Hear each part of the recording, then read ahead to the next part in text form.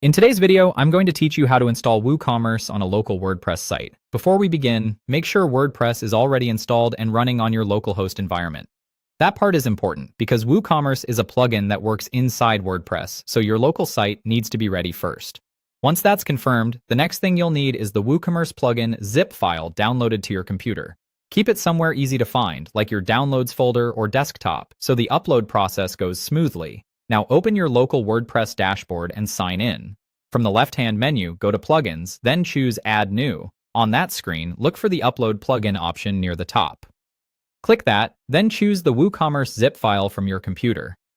After selecting the file, click Install Now and give WordPress a moment to process the upload and installation.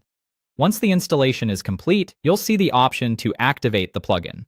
Click Activate to enable WooCommerce on your local site. This is the point where WordPress connects the plugin to your website so you can start using its features.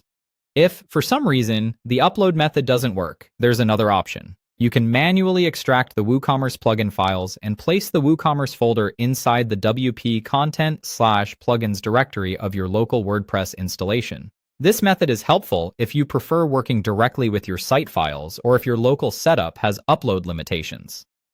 After copying the plugin folder into the correct location, go back to your WordPress dashboard, open the Plugins page, and activate WooCommerce from the installed plugins list. After activation, WooCommerce will usually guide you into its setup wizard. Go ahead and complete that setup process. This wizard helps configure the basics of your store and gets the plugin ready for use. Even on a localhost site, it's a good idea to walk through each section carefully so everything is properly initialized and you can test features without issues later.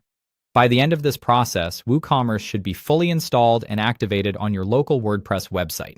From there, you'll be ready to explore the store settings, add products, and continue building your e-commerce site in a safe local environment.